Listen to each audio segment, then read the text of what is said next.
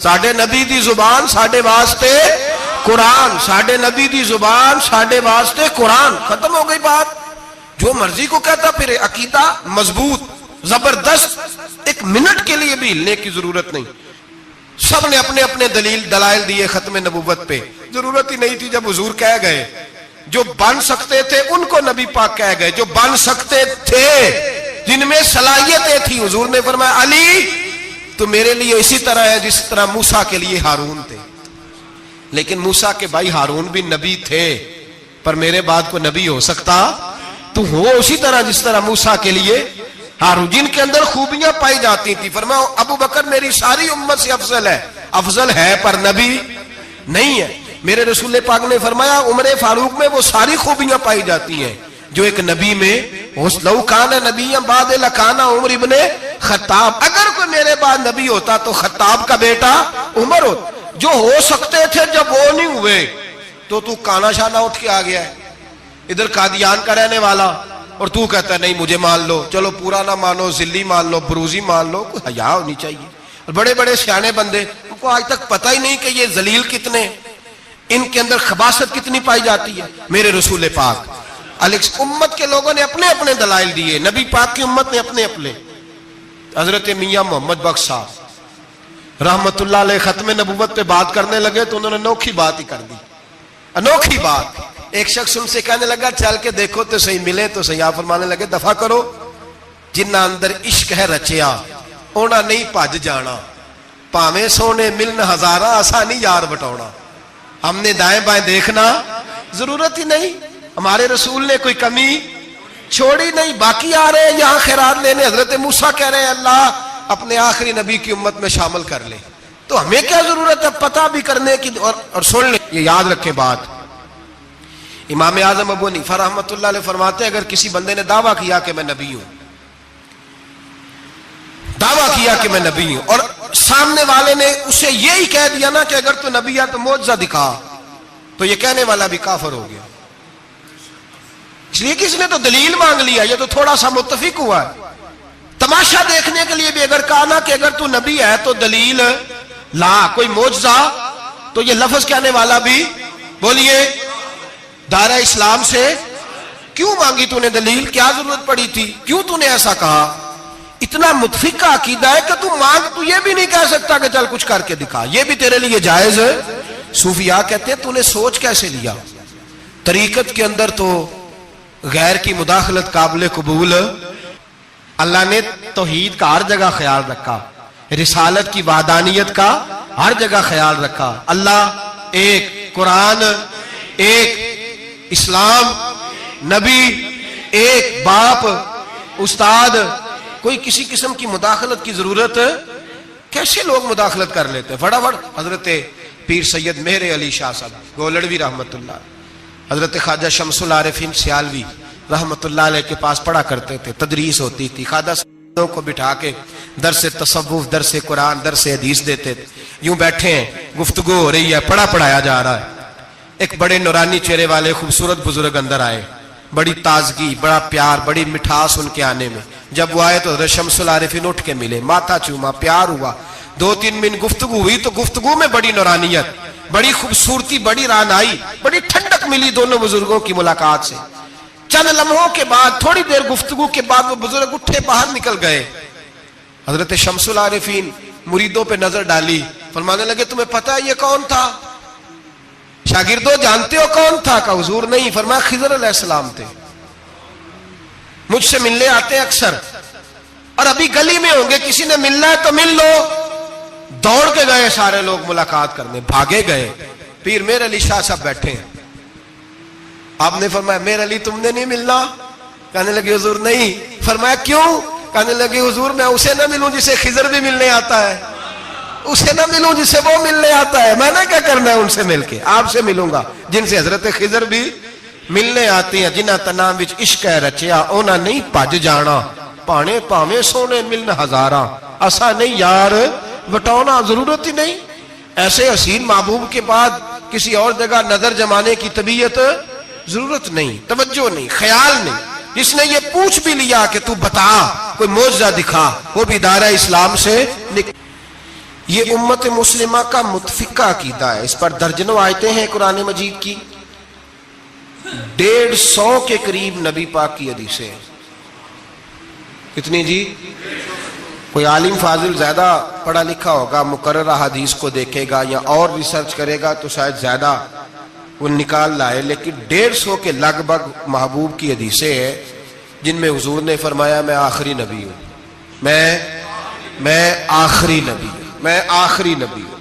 150 کے قریب جگہ حضور نے فرمایا اللہ نے میرا نور نبوت پہلے سب سے پیدا فرمایا ہے، پر میں آخری رسول بن کے آیا ہوں، میں آخری نبی ہوں. میرے نبی پاک علیہ السلام نے فرمایا، جس طرح کو یہ بخاری مسلم کے لفظ ہیں، فرمایا کوئی آدمی مکان بناتا ہے بڑا پیارا، بڑا حسین، بڑا خوبصورت، ہر قسم کے نقش و نگار کرتا ہے، پر ایک اینٹ کی جگہ خالی چھوڑ دیتا ہے، ایک اینٹ کی جگہ.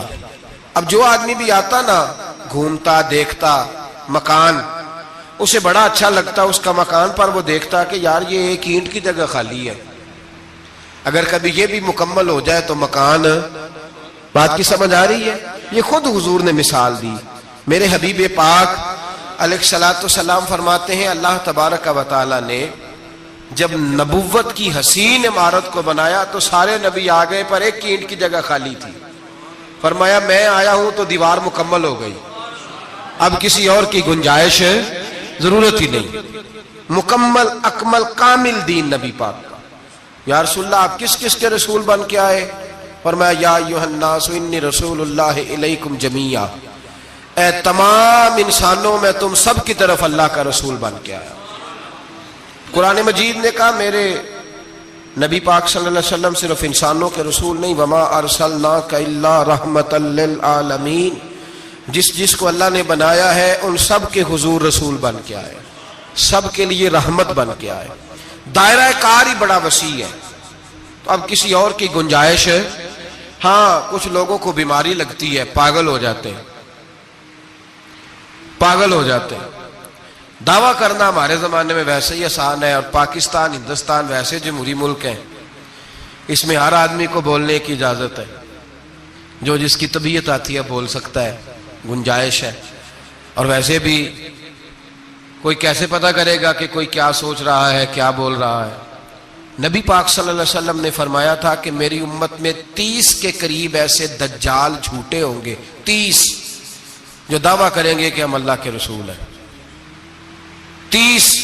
لیکن فرمایا میں آخری نبی ہوں، میرے بعد کو نبی آ سکتا، انا خاتم النبیین لا نبی بعدی، میں آخری نبی ہوں، میرے بعد کو نبی آ سکتا. 30 کے قریب. خود نبی پاک علیہ السلام کے زمانے میں 2 بندوں نے دعویٰ کر دیا تھا ہم نبی ہیں. اللہ تبارک و تعالی نے ارشاد فرمایا ما کان محمد ابا احد من رجالکم، فرمایا محمد صلی اللہ علیہ وسلم مردوں میں سے کسی کے باپ نہیں، ولکن رسول اللہ، لیکن اللہ کے رسول ہے.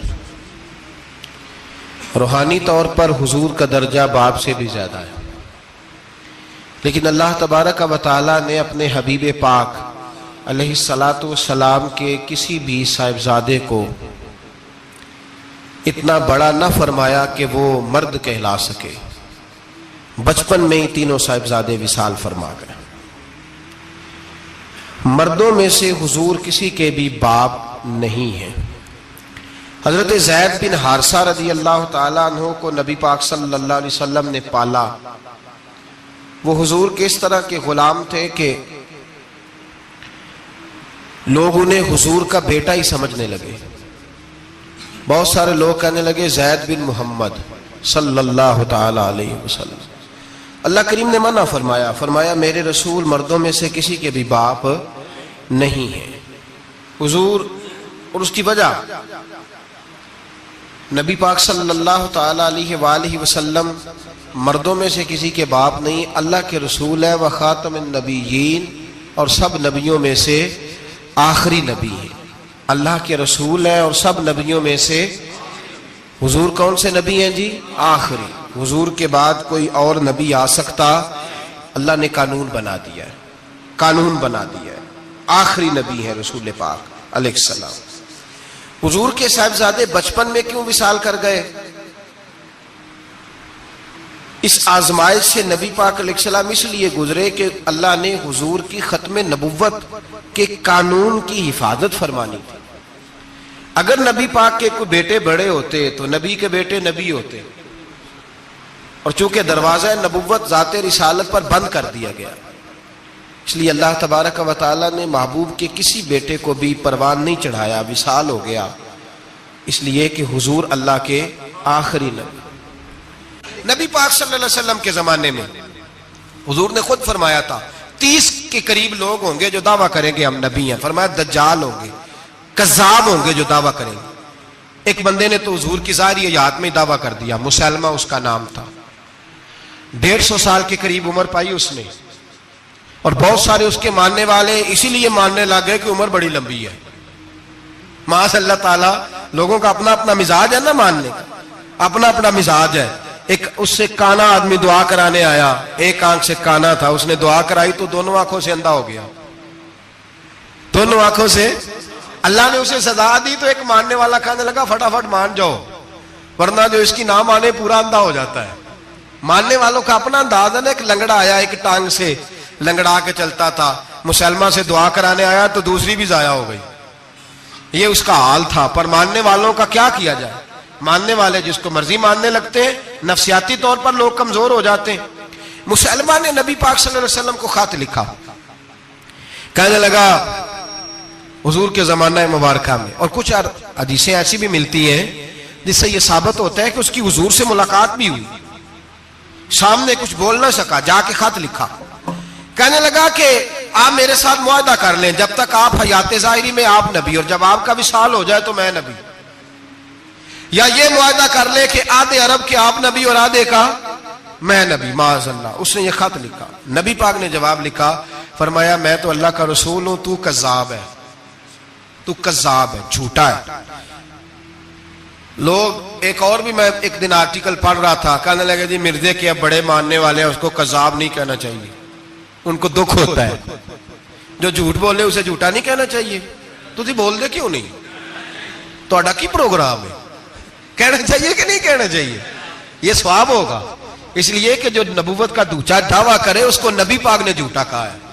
حضور نے فرمایا تو کذاب ہے. کیا کہا ہے؟ تو ثواب ہوئے گا آنکھوں گے تھے. کیا کہا ہے؟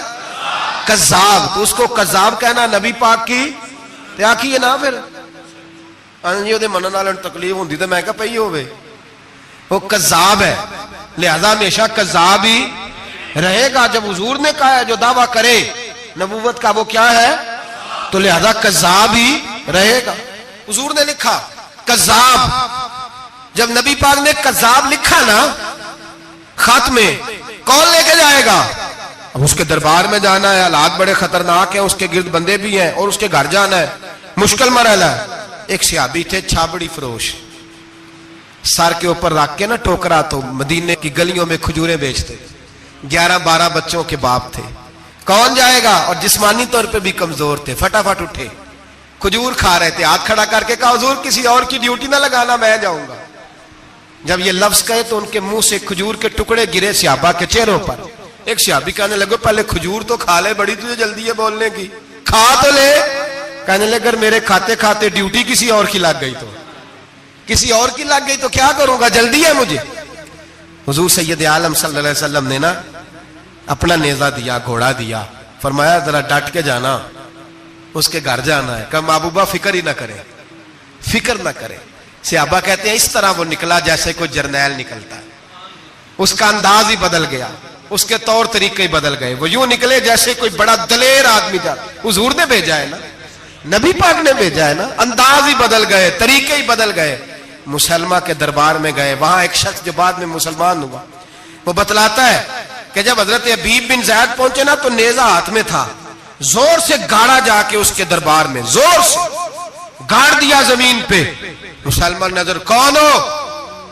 آپ فرمانے لگے تجھے چہرہ دیکھ کے نہیں پتا چلا میں رسول اللہ کا نوکر ہوں؟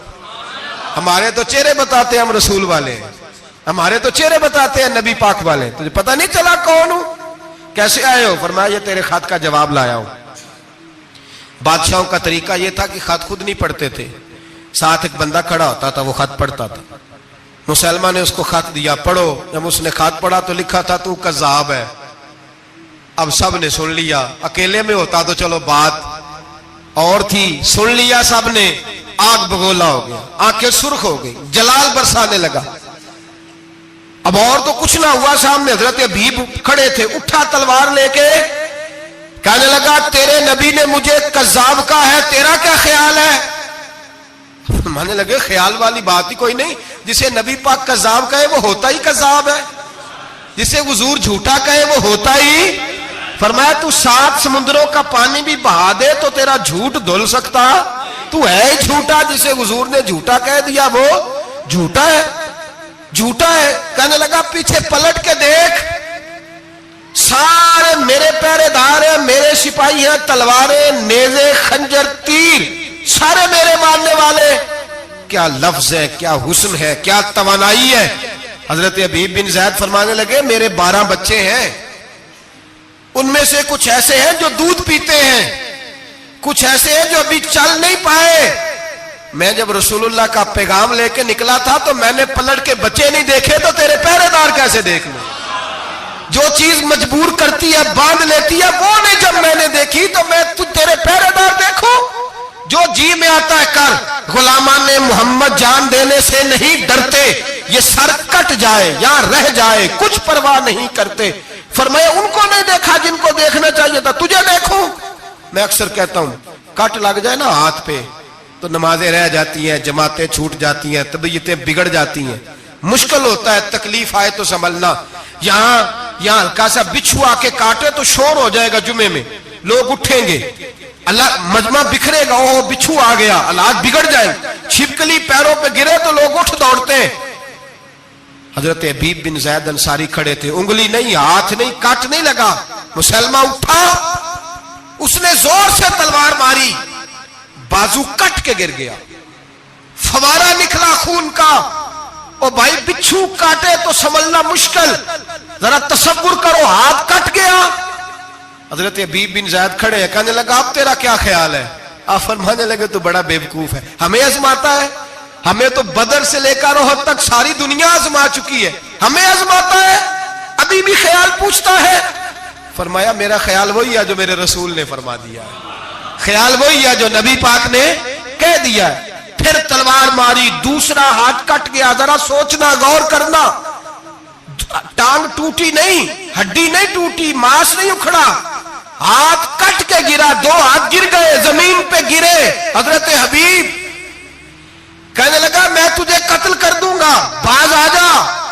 آپ فرمانے لگے تو بڑا نادان ہے، ان لوگوں کو ڈراتا ہے جو سویرے فجر کی نماز پڑھ کے پہلی دعائی شہادت کی مانگتے ہیں، ہمیں ڈراتا ہے جو سوتے وقت التجا کرتے اللہ بستر پہ موت نہ دینا، میدان میں دینا، تو ہمیں ڈرا رہا ہے، چل جو ہوتا ہے کر لے۔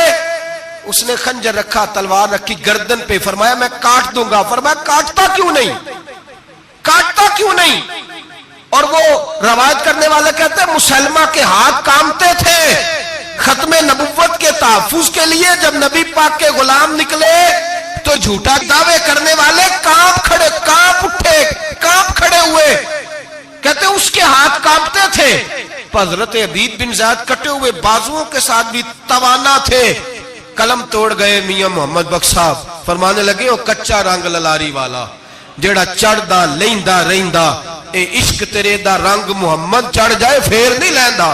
جب تلوار چلی، گردن کٹی، تو رسول اللہ کی ختم نبوت پر پہرا دینے والوں کا اجر میرے رسول نے بیان فرمایا، میرے نبی نے اجر بیان کیا، ڈگری جاری فرمائی، سند دی حضور نے، وہاں گردن کٹی، اور جہاں مدینے میں حضور کی آنکھوں میں آنسو آئے۔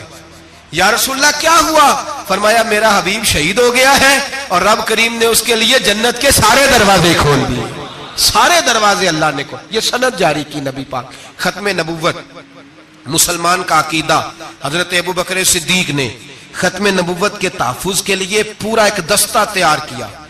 ابو جال کے بیٹے جناب سیدنا اکرمہ رضی اللہ تعالیٰ عنہ، ان کی سربراہی میں جناب سیدنا ابو بکر صدیق رضی اللہ تعالیٰ عنہ نے لشکر تیار کیا۔ وہ لشکر گیا، اس لشکر میں حضرت وحشی بھی تھے جنہوں نے حضرت امیر حمزہ کو میدان احد میں شہید کیا تھا۔ فرماتے ہیں میں دعا کرتا تھا اے اللہ بہترین مسلمان میرے ہاتھوں شہید ہوا ہے، اب میرے ہاتھوں کوئی بدترین کافر قتل کرا تاکہ میرا کفارہ ہو جائے. فرماتے ہیں جب میں نکلا میدان میں پہنچا تو مسلمہ میرے سامنے آ گیا, جھوٹی نبوت کا دعویٰ کرنے والا. کہتے ہیں جب سامنے آیا تو میں نے اس کو مارا, تیر وہ گرا, اور جب گرا تو میں نے رکھا پھر اس کی گردن پہ پیر. میں نے کہا میرے رسول تو میدان بدر میں دعا کریں تو 5000 فرشتے آتے ہیں, تو ذرا پلٹ کے دیکھ بے ایمان تیرا حال کیا ہے. فرماتے ہیں میرے قدموں کے نیچے. میں نے کہا تو میرے نبی سے مقابلہ کرنے چلا تھا؟ میں رسول اللہ کا ادنا غلام ہوں, نہ بدری ہوں, نہ اشرا مبشرہ میں سے ہوں, نہ میں خلفائے راشدین میں سے ہوں, پر ہوں رسول کا غلام, الصحابی کالنجوم میں شامل ہوں. فرماتے میں نے گردن کاٹی اور اللہ نے مجھے موقع دیا. حضرت امیر حمزہ اگر میرے ہاتھوں شہید ہوئے تھے تو نبی پاک کا بدترین دشمن بھی میرے ہاتھوں قتل ہوا. بہت سارے لوگوں نے دعویٰ کیا, اور 1 2 4 نہیں, ابھی چند مہینے پہلے ایک بندے کو پھر دورہ پڑا تھا. بعد میں اس کا معلومات کی تو پتہ چلا نفسیاتی مریض ہے بیچارہ. وہ بھی کہتا تھا میرے پاس وہی آتی ہے. بہت سارے لوگوں نے, لیکن ایک بندے نے ذرا منظم ہو کے دعویٰ کیا, اور خود چونکہ وہ انگریز کا وفادار تھا, تابع دار تھا, اور وہ کہتا تھا میرے آنے کے 2 مقصد ہیں. معاذ اللہ اپنے آپ کو نبی کہتا تھا. 2 مقصد ہیں. ایک کہتا تھا کہ جو انگریز حکومت کا وفادار نہیں وہ اللہ رسول کا وفادار نہیں. معاذ اللہ, پہلا اس کا آنے کا مقصد وہ بیان. دوسرا اس کا مقصد یہ تھا, وہ کہا کرتا تھا کہ دین سارا باقی ہے, موجود ہے, قرآن, حدیث, نماز, روزہ, حج, زکوٰۃ. میں معاذ اللہ نبی بن کے آیا ہوں تو صرف ایک کام کرنے آیا ہوں کہ جہاد کوئی نہیں, جہاد نہیں کرنا, کفر کے خلاف لڑنا. آپ کو پتا تو چل گیا ہوگا میں کس کی بات کر رہا ہوں. مرزا غلام احمد قادیانی, اس کے ماننے والوں کو مرزئی بھی کہتے ہیں, احمدی بھی کہتے ہیں, قادیانی بھی کہتے ہیں. ایک ہوتا ہے کافر, ایک ہوتا ہے مرتد. ان دونوں میں فرق ہے. عیسائی, یہودی, سکھ, ہندو یہ کافر ہیں, ان کا اپنا عقیدہ ہے. ٹھیک ہے جو وہ کر رہے ہیں, اسلام کسی پر جبر کا حکم نہیں دیتا, موج کریں, لگے رہے, ہم انہیں دین کی دعوت دیں گے پر ان پر کوئی سختی نہیں کر سکتے. ایک مرتد ہوتا ہے جو لبادہ دین کا اڑتا ہے, اپنے آپ کو مسلمان کہتا ہے, قرآن والا کہتا ہے, اسلام والا کہتا ہے, لیکن دین میں رکھنا ڈالتا ہے, نیا عقیدہ گھڑتا ہے, وہ مرتد ہے, اس پر سختی کرنے کا حکم ہے. مرزائیوں کی مصیبت یہ ہے کہ وہ کہتے ہیں جی ہم قرآن کو بھی مانتے ہیں, ہم اسلام کو بھی مانتے ہیں, ہم نبی پاک صلی اللہ علیہ وسلم کو بھی مانتے ہیں, بس آخری نبی نہیں مانتے, ایک نیا نبی مانتے ہیں. اور پھر رنگ بڑا عجیب دیا, کہتے ہیں ذلی نبی ہے, بروزی. نوکھا فلسفہ سنے آپ حیران ہو جائیں گے. ذلی نبی کہتے ہیں میں مستقل نبی نہیں, میں نبی پاک کا سایہ بن کے آیا ہوں. یہ اس نے دعویٰ کیا ہے, کہتا ہے میں مستقل نبی نہیں, میں حضور کا. اور بیوقوف, جس خدا نے اپنے رسول کا سایہ بنایا ہی نہیں کہ کسی کے قدم نہ آ جائیں, اور تیرے جیسے شخص کو سایہ بنانا تھا جس کی ایک آنکھ بھی کوئی نہیں, کانا ہے بیچارہ. مرزا کانا تھا, ایک آنکھ اس کی سلامت. اللہ کے نبیوں میں کوئی نقص ہوتا. ہمارے ہاں ایک دفعہ گفتگو ہو رہی تھی تو ایک مولانا کہنے لگے مرزا جھوٹا نبی ہے. استادوں نے روک دیا, کہنے لگے یہ لفظ بھی نہیں کہنا, جو نبی ہوتا ہے وہ جھوٹا نہیں ہوتا, اور جو جھوٹا ہوتا ہے وہ نبی. یہ لفظ بھی نہیں کہنے, اس کو جھوٹا نبی نہیں کہنا. کہا حضور پھر کیا کہیں؟ کہنے لگے چلو کانا شانا کہہ لیا کرو, اتنی گنجائش ہے, یہ تو 2-4 جملے ہیں, جیسا بیچارہ ہے تھا ویسا چلو کہہ لو, کانا شانا کہہ لیا کرو, اس کی اجازت ہے, لیکن یہ لفظ کہنے کی اجازت منظم سازش کی اس شخص نے, منظم. اور یہ رکی نہیں. ہماری یونیورسٹیوں کے اندر بہت سارے لیکچرار بھرتی کیے جاتے ہیں جو قادیانی ہیں, مرزائی ہیں. اور آپ حیران ہوں گے یہ بات سن کے کہ یورپ کا ویزا سب سے آسانی سے اس بندے کو ملتا ہے جو کہتا ہے جی میں مرزائی ہو گیا ہوں, مجھے پاکستان میں خطرہ ہے, فٹافٹ بلا لیتے ہیں. تمہاری ان کے ساتھ کیا رشتہ داری ہے جو تمہیں فٹافٹ بلاتے ہیں؟ بتاؤ کیا تعلق ہے جو تمہیں سپورٹ کرتے ہیں؟ مرزا غلام احمد قادیانی نے دعویٰ کیا. پہلے وہ کہنے لگا جی میں محدث ہوں, میں حدیثوں کی تشریح کرتا ہوں. پھر کہنے لگا میں مجدد ہوں, دین کی تجدید کروں گا. پھر آہستہ آہستہ کہنے لگا جی میں امام مہدی بن کے آیا ہوں. لوگ کٹھے ہونے لگے نا, ہمارے لوگ تو دعا کرانے پہ قائل ہو جاتے ہیں, ویسے بھی جو نئی مداری لگائے اس کے بندے جلدی قائل ہو جاتے ہیں. علامہ اقبال نے پنجابی کا, میں خود پنجابی ہوں لیکن اقبال نے پنجابی کا مزاج بیان کیا ہے.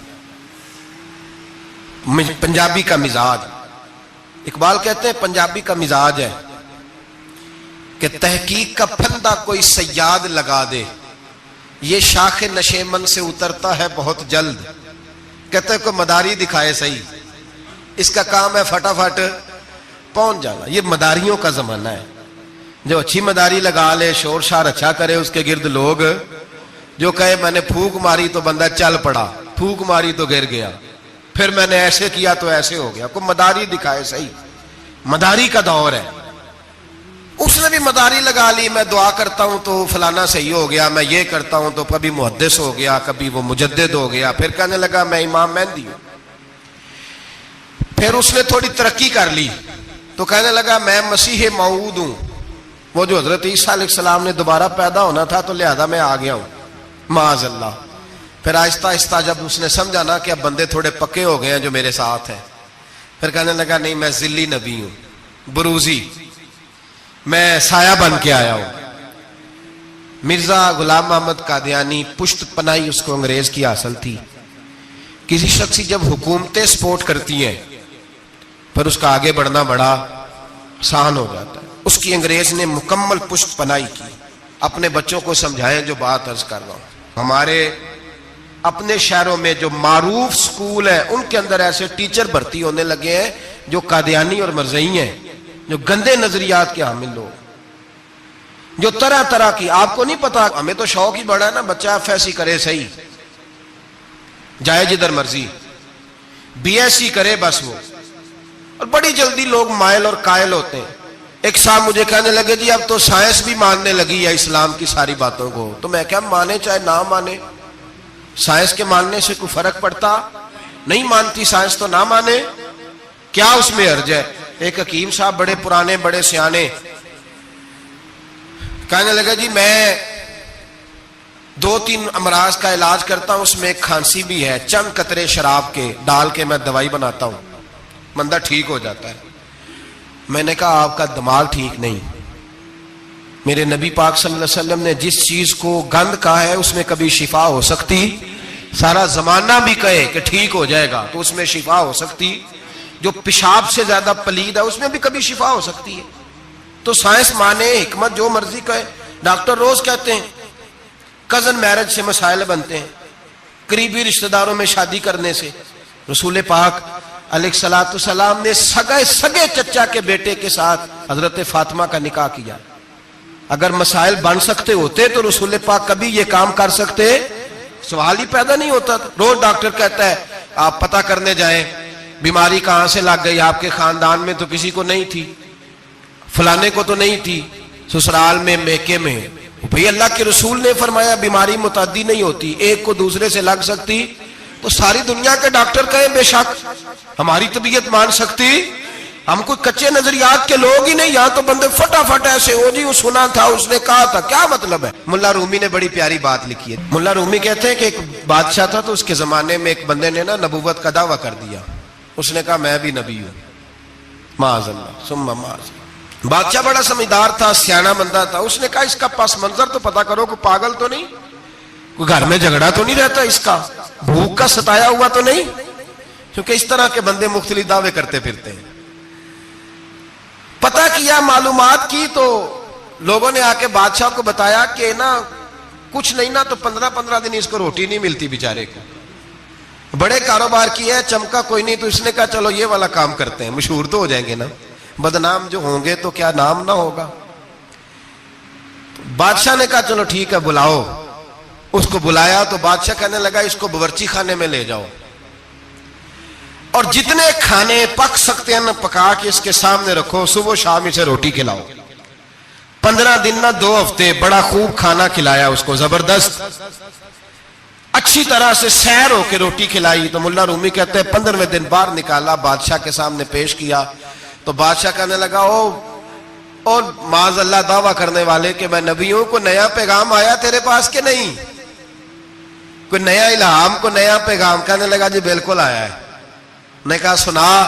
کہنے لگا میرے پاس نیا پیغام آیا ہے کہ تو جہاں پہنچ گیا یہاں سے نکلنا نہیں، اب تو نے یہیں رہنا ہے، یہ مجھے حکم ہوا ہے، لہذا اگر تو حکم عدولی کرے گا تو نافرمان ہو جائے گا۔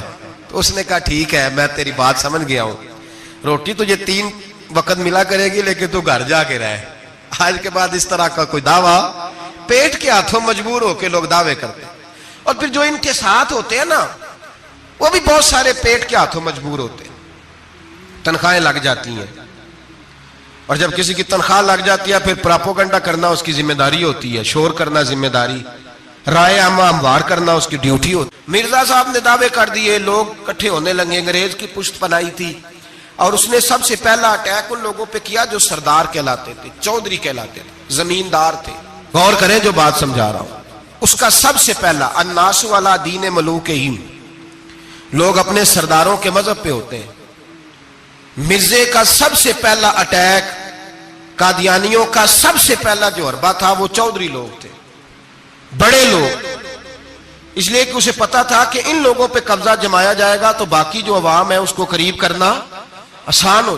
بڑے بڑے ذمہ داروں پہ، جگیرداروں پہ، مالداروں پہ، رئیس لوگوں پہ اس نے پھندے ڈالے، قابو کیے، اور ایک جمعیت تیار کر لی۔ پھر جب لوگ کٹھے ہو گئے اور اس نے دعویٰ کر دیا کہ میں نبی ہوں، علماء نے اس کو کئی دفعہ بلایا، حضرت پیر میرے علی شاہ صاحب رحمت اللہ علیہ، پیر صاحب نے فرمایا کسی میدان میں سامنا تو کر، گفتگو تو کر، پر وہ سامنے آنے کو تیار۔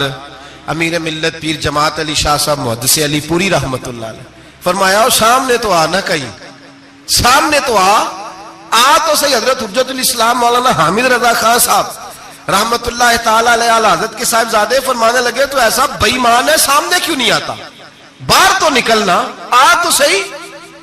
ہم تو اس رسول کے ماننے والے ہیں جو ہر میدان میں سامنے آ جاتے تھے، ہر میدان میں، ہر میدان میں، لیکن نا نبی دنیا میں تبلیغ کرنے آتے ہیں، کشتی کرنے نہیں آتے۔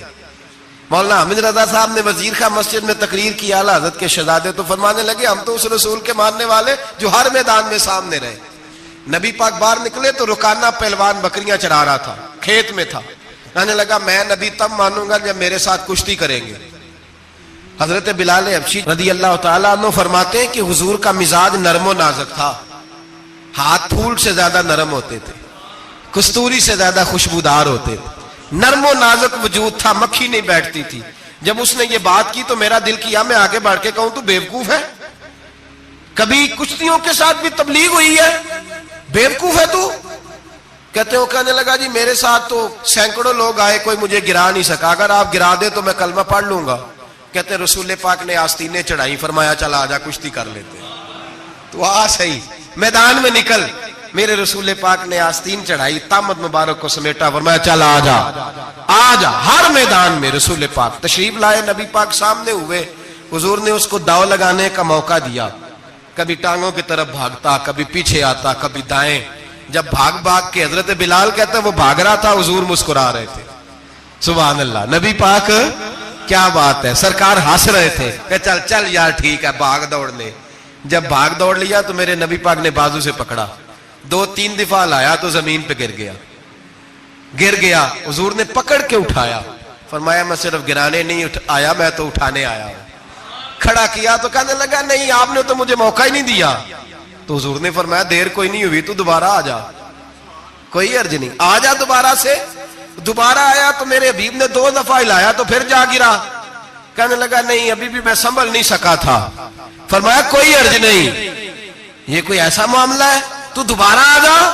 اب کہ جب آیا نا تو حضرت بلال کہتے ہیں وہ دستے مبارک جن کو میں تھامتا تھا تو لگتا تھا پھول تھام لیے ہیں، ان ہاتھوں سے حضور نے اٹھا کے فضا میں بلند کیا، اور حضور نے دھڑام سے زمین پہ گرایا تو کلمہ پڑھتا ہوا کھڑا ہوا، کہنے لگا اے محبوبہ جو تیرے ہاتھ میں طاقت ہے وہ تیری نہیں، وہ خدائی طاقت ہے، وہ خدائی طاقت ہے، خدائی۔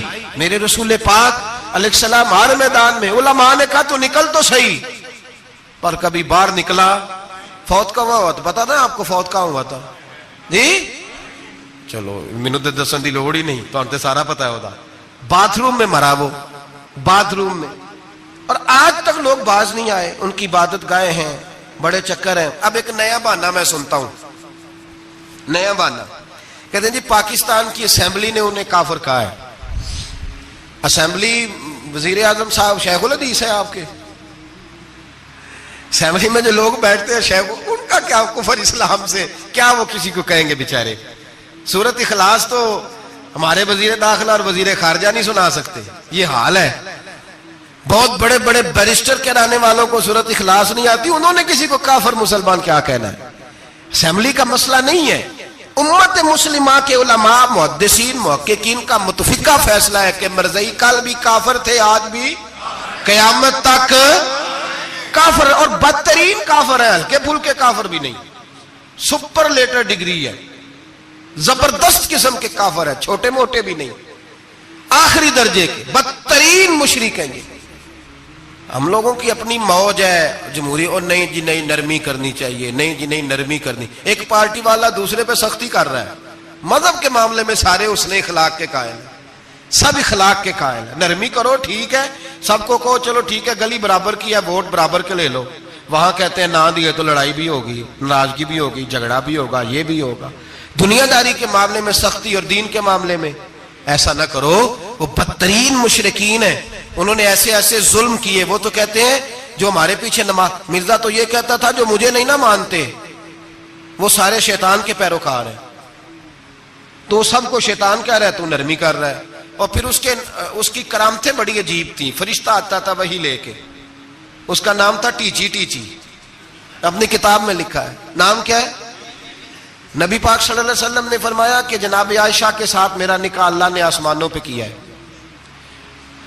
اس نے حدیث پڑھ لی تو سویرے اٹھ کے اس نے بھی ایک فتویٰ دیا. ایک بی بی تھی، نام تھا محمدی بیگم. کہنے لگا میرا بھی اس کے ساتھ آسمانوں پہ نکاح ہو گیا ہے. پھر ساری زندگی محمدی بیگم کی منتیں ہی کرتا رہا. اس نے کہا میں نے نہیں کرنا تیرے بے ایمان کے ساتھ نکاح. کیسا آسمانوں پہ نکاح ہوا تھا، پھر زمین پہ ہو سکا؟ ایسا بدبخت آدمی، ایسا بدبخت. اور اس کو جو خوابیں آتی تھی بڑی نرالی تھی. 15 روپے کا ملازم تھا، وہ ماہانہ 15 روپے ملتے تھے، سیالکوٹ میں ملازمت کرتا تھا. جب یہ اس نے ڈھونگ اور ڈرامہ رچایا تو موجیں لگ گئی. میں نے کہا کہ مداری کوئی بھی کرے تو لوگ کٹھے ہو جاتے ہیں. سیدھی سیدھی بات، صاف ستھری بات تو اتنی جلدی ہضم ہی نہیں نہ ہوتی لوگوں کو. تو اس نے جب وہ کہتا مجھے خواب آئی ہے. خواب کیا آئی ہے؟ کہتا وہ میرے پاس کوئی آنے والا آیا تو مجھے ہزاروں روپے دے گیا ہے. جب بھی اس کو خواب آئی کوئی ہزاروں روپے کی آئی، دولت کی آئی. مرزے نے بہت سارے لوگ بطور تنخواہ دار وہاں رکھے. پھر یہ تحریک چلی، 1 2 4 نہیں، درجنوں لوگ اس میں شہید ہوئے. جگہ جگہ رسول اللہ کے غلاموں نے صلی اللہ. اور بڑی ذمہ داری سے بات کہہ رہا ہوں، بڑی ذمہ داری سے. دین کی کوئی تحریک چلتی ہے تو نہ سیاستدان نکلتا ہے، نہ جاگیردار، نہ سیاستدان، نہ وڈیرا، نہ کوئی اور، الا ماشاءاللہ. دین کی تحریک چلتی ہے تو نہ یہ لاکھ لاکھ روپیہ لینے والے نعت خواں باہر نکلتے ہیں، نہ جو بڑی گدیوں پہ جدی پشتی پیر بیٹھے ہیں وہ باہر آتے ہیں. وہ علماء اور مشائخ جن کا دین سے رشتہ ہے. اگر پیر جماعت علی شاہ صاحب نکلے تو خالی پیر نہیں تھے، عالم دین بھی تھے. اگر پیر میرے علی شاہ صاحب نکلے تو خالی پیر نہیں، بہت بڑے عالم تھے. حجت الاسلام نکلے تو خالی پیر نہیں، عالم تھے. یہ علماء نکلتے ہیں، مار کھاتے ہیں. ایک عالم نے مار نہیں کھائی، 2 نے نہیں کھائی، درجنوں نے کھائی، ہزاروں اور سینکڑوں نے کھائی. علماء نے قربانیاں دی، جیلوں میں بند ہوئے. علامہ محمود رضوی صاحب رحمت اللہ تعالی علیہ کو پکڑ کے لاہور کے قلعے میں بند کیا گیا، اور انگریز نے اس قدر سخت سزا دی کہ علامہ کو باندھ کے ختم نبوت کی تحریک چلانے کے جرم میں الٹا لٹکا کے تو نیچے توڑی ڈال کے اور چیزیں ڈال کے دھواں جلا دیا گیا. ان کے ناک میں دھواں جاتا تھا. ساری زندگی دمے کے مریض رہے. 2-3 باتیں بھی کھول کے نہیں کر پاتے. اس قدر زیادہ اذیت دی گئی علماء کو، اس قدر زیادہ. علامہ عبدالحمد بدایونی رحمت اللہ تعالی علیہ فرماتے ہیں کاٹنے والے جانور ہماری شلواروں میں ڈال کے نیچے سے باندھ دیا جاتا ہے. کہا جاتا تھا اب ختم نبوت کی بات کرو، لیکن کوئی شخص بھی 1 منٹ کے لیے بھی پیچھے ہٹنے کو تیار. قربانیاں دے کر، قربانیاں ان بے ایمانوں کو کافر قرار دلوایا. اور پھر بطل حریت امام وقت حضرت علامہ شاہ احمد نورانی رحمت اللہ علیہ اور مولانا عبدالستار خان نیازی کو سزائے موت کا حکم ہوا. مولانا ابو الاسناد اعلیٰ حضرت کے خلیفہ تھے، ان کے صاحبزادے سید خلیل احمد صاحب رحمت اللہ تعالی علیہ کو سزائے موت کا حکم ہوا کہ مرزائیوں کے خلاف انہوں نے علم بلند کیا، وہ تو پاکستان بنا، پھر جدوجہد شروع ہوئی، پھر زور ہوا، پھر علامہ نورانی رحمت اللہ علیہ کی قیادت میں پورے زور اور شور کے ساتھ تحریک چلی، آخر مجبور ہوئے اس دور کے وزیر اعظم بھٹو صاحب مجبور ہو گئے اور کہا ٹھیک ہے سویرے میں مرزے کے پوتے کو بلاتا ہوں، آپ اسمبلی میں بیٹھ کے بات کریں، ان سے گفتگو کریں، اگر ہم قومی اسمبلی کے ممبران نے دیکھا واقعی جھوٹا ہے تو ہم انہیں اقلیت قرار دے دیں گے۔ علامہ نورانی حضرت ابو بکر صدیق کی اولاد تھے اور میرے اعلیٰ حضرت فاضل بریلوی رحمت اللہ علیہ کے خلیفہ کے بیٹے تھے، اور خود حضور مفتی اعظم ہند رحمت اللہ علیہ کے مرید تھے۔ حضرت علامہ نورانی ساری زندگی ایسا لباس پہنتے تھے کہ اس کے اندر سلوٹ نظر نہیں آتی تھی، امامہ اتنا حسین ہوتا تھا کہ دیکھنے کو دل کرتا تھا، اور گاڑی میں بہترین میں بیٹھتے تھے، لیکن مکان ساری زندگی کرائے کا رہا، کرائے کا۔ لوگ کہتے ہیں ملنے جاتے تھے، سیڑھیوں سے اترتے تھے تو علامہ نورانی سیڑھیوں پہ بٹھا لیتے تھے، کہتے 2 ہی کمرے ہیں اور میں آپ کو بٹھا نہیں سکتا، گھر میں جگہ نہیں، تو کہا حضرت آپ اجلے تو بڑے نظر آتے ہیں، تو آپ فرماتے لباس دنیا کو دکھانے کے لیے پہنا ہے، اور باقی تو سارا میرا معاملہ خدا رسول کے ساتھ ہے، میں جانوں اللہ رسول جانے، میں بھکاری بن کے نہیں جینا چاہتا، خودداری کے ساتھ وقت گزارنا چاہتا ہوں۔ علامہ نورانی کہتے ہیں جس رات صبح اسمبلی میں مناظرہ ہونا تھا تو میں سوچنے لگا آج رات کیا کروں، تو پھر مجھے خیال آیا میں نے وہی کرنا ہے جو بدر کی رات میرے مصطفیٰ نے کیا تھا۔ ساری رات میں مصلی پہ بیٹھا رہا، کہتے ہیں بس اونگ لگی تو بات بن گئی، آنکھ لگی تو بات بن گئی۔ کہتے ہیں سحری کا وقت ہوا تو دستک ہوئی دروازے پہ، 2-3 نادان دوست کہنے لگے آپ ہمارے گھر آئے، فرماتے میں ان کے گھر گیا، جب ان کے گھر پہنچا تو وہاں مرزئی اور قادیانی 10 کروڑ روپیہ بریف کیس میں بند کر کے لائے اور کہنے لگے مولانا یہ بیانہ ہے، بیانہ، یہ آپ بیانہ پکڑ لیں، اور باقی پیسے بعد میں، سنا ہے مکان بھی کرائے کا ہے، سنا ہے آپ کے پاس کوئی پراپرٹی نہیں، یہ بیانہ لے لے باقی بعد میں آئے گا۔ علامہ نورانی کہتے ہیں میں نے جب پیر کی ٹھوکر لگائی تو بریف کیس کھل گیا اور اس میں کروڑوں روپے بکھر گئے۔ مجھے کہنے لگے پیسے دیکھ کے تو آپ کو خیال آ گیا ہوگا کہ بچوں کے لیے بھی کچھ سوچنا ہے، پیچھے بھی پلٹ کے دیکھنا ہے۔ تو نورانی صاحب رحمت اللہ علیہ فرمانے لگے میں نے کہا ہاں میں وصول تو کر لیتا، پر تم نے قیمت بڑی تھوڑی لگائی ہے، ایمان بیچنا اتنی تھوڑی قیمت، میری تو رات زیادہ قیمت لگ گئی ہے، بڑی زیادہ قیمت، میں تو بک گیا ہوں پہلے سے۔ کہنے لگے آپ کی کیا قیمت لگی ہے؟ فرمانے لگے رات میں درود پڑھتے پڑھتے سویا ہوں تو مدینے والے رسول کا دیدار نصیب ہوا ہے، اور نبی پاک نے تھپکی دے کے کہا فکر نہ کرنا میں تیرے ساتھ ہوں۔ تو کہنے لگے جس کی قیمت محمد عربی لگائے کوئی اسے خرید سکتا ہے؟ سویرے میدان لگے گا اسمبلی میں اور میں اسمبلی کے فلور پہ ثابت کروں گا تم کل بھی بے ایمان تھے، آج بھی بے ایمان ہو، قیامت تک تم بے ایمان ہی رہو گے، جتنا مرضی پڑھ جاؤ، لکھ جاؤ، جتنی مرضی بڑی عبادت گاہیں بنا لو، جتنا مرضی شور کر لو، اور جتنے مرضی کینیڈا اور امریکہ تمہارا ساتھ دے لے، ہمارے رسول آخری نبی ہے، حضور آخری نبی ہے، یہ امت کا متفقہ عقیدہ ہے، اس میں کسی کو رکھنا ڈالنے کی اجازت۔ آپ فرماتے ہیں سویرے وہ آیا، بڑے زور سے آیا، کبھی انگریزی بولتا کبھی کوئی بولی بولتا، لیکن احمد رضا کے دروازے کا ایک فقیر ایک بات ہی کرتا، وہ رضا کے نیزے کی مار ہے کہ عدو کے سینے میں غار ہے، کسے چارہ جوئی کا وار ہے کہ جو وار وار سے پار۔ کہتے ایک اور مولوی صاحب بھی آئے میرے ساتھ مناظرہ کرنے، ان کی اپنی کتاب سے نکل آیا کہ نبی پاک کے بعد آخری کوئی اور نبی آ جائے تو فرق نہیں پڑتا، اپنی کتاب سے، ان کے دارالعلوم بانی، دارالعلوم بنانے والے کی کتاب سے نکل آیا۔ تو مولوی وہ مرزا کہنے لگا تم نے بھی تو لکھا ہے، ہم نے کہا یہ بھی بے ایمان ہے، اعلیٰ حضرت کہہ چکے ہیں یہ کافر ہے، یہ بھی تمہاری طرح کا ہی ہے ظالم، لہذا اس کی بات کا کوئی اعتبار نہیں ہے، کافر قرار دے دیا گیا۔ کفر تو ہو گیا، اقلیت تو ہو گئی، لیکن وہ آج تک اپنی حرکتوں سے باز۔ ہمارے بچوں کو پتہ ہی نہیں یہ کتنے غلط ہیں، ہمیں خبر ہی نہیں کہ یہ کتنے برے ہیں۔ بھائی ایک صاحب سے میری ایک دفعہ بات ہوئی، چودھری صاحب تھے، گفتگو ہوئی تو کہنے لگے جی ختم نبوت نہیں مانتے تو ختم ہو گیا مسئلہ، اللہ ناراض ہو جائے گا. ختم نبوت نہیں مانتے تو اللہ ناراض ہو جائے گا. میں نے کہا جناب کے کتنے بچے ہیں؟ انہوں نے کہا 4. زمین کتنی؟ 20 کلے. کتنے کتنے آئے بولیے؟ تو میں نے کہا کہ نیا بندہ آ کے کھڑا ہو جائے کہ میں بھی آپ کا بیٹا ہوں, تو آپ راضی ہیں؟ مثال دے رہا ہوں سمجھانے کے لیے, بلا مثال و بلا تشبیہ. آپ راضی ہو جائیں گے؟ بولے نہیں تو چپ کر کے آخنا چل کوئی نہیں, 4 بھی بن رہے تھے 5 بن لینے. ہو جائے گا ایسا؟ عجیب بندے ہو. جو کام جو تمہارا بیٹا نہیں, جب تم اسے بیٹا ماننے کو تیار نہیں, تو جو اللہ کا نبی نہیں وہ میدان میں کھڑا ہو کہ میں بھی ہوں میں بھی ہوں میں بھی ہوں, تو یہ کس طرح قابل قبول بات ہے؟ اور ایک بھائی سگے بھائی کو جائیداد دینے کو تیار نہیں, تو ایک اور آ کے شامل ہو جائے کہ مجھے بھی شامل کر لو. چلو کوئی نہیں, فرق پڑتا. اتنی زمین ہے ابے کی, اتنی زمین ہے ابا جی کی, مجھے بھی شامل کر لو, تو لوگ تو قتل کر دیں گے کہ جب تو ہے نہیں تو ہمارا بھائی بنتا کیوں ہے؟ او خدا کے بندے, عجیب فلسفہ حیات ہے, عجیب زندگی ہے. فٹافٹ لوگ مان لیتے ہیں. سب لوگوں نے اپنی اپنی باتیں کی.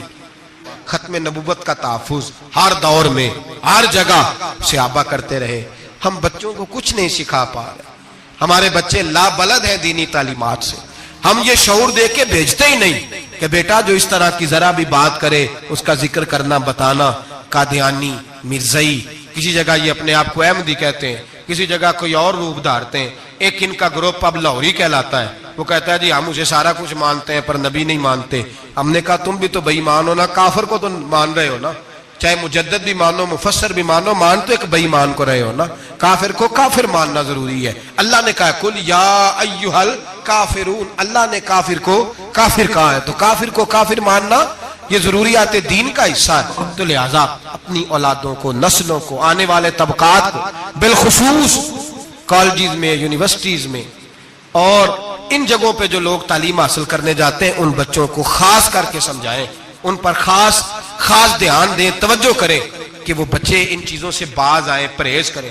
میں نے کہا کہ ایک بہت بڑا طبقہ, اور پھر ایک اور بہت بڑی تکلیف کی بات یہ ہے, ہماری حکومتیں یہ خیال نہیں کرتی کہ کوئی بند باندھا جائے, کوئی ایسا صورت بنائی جائے, کوئی جو ہے وہ ایسی ترتیب لگائی جائے کہ جو لیکچرار آئے یا سرکاری عہدے پہ کوئی شخص آئے اس کی جان پھٹک کی جائے, وہ کون ہے, اس کا عقیدہ کیا ہے, وہ کس نظریے کا ہے. ہمارے ہاں کوئی ایسا اندازہ نہیں. اس لیے یہ مرتد, یہ کفار, یہ برے لوگ پھیلتے چلے جا رہے ہیں. اپنی صفوں کے اندر ان لوگوں کو تلاش کریں. اور پھر ایک اور بات یاد رکھیں, کفر سے جب بیزاری ہوتی ہے نا, ان لوگوں کو احساس ہوتا ہے کہ ہم غلط ہیں, ہمارے ساتھ اظہار بیزاری ہے.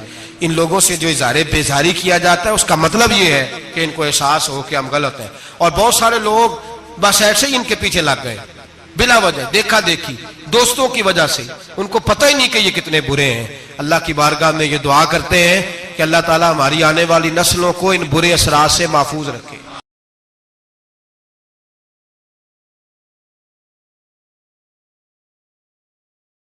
کافر اسی پچ ہو گیا, پھر تشبیہ مصلی کی کرنا. اساں ظاہر نو رب منیائے, باطن دا اللہ کی کرنا. اساں ظاہر نو رب منیائے, باطن دا اللہ کی کرنا.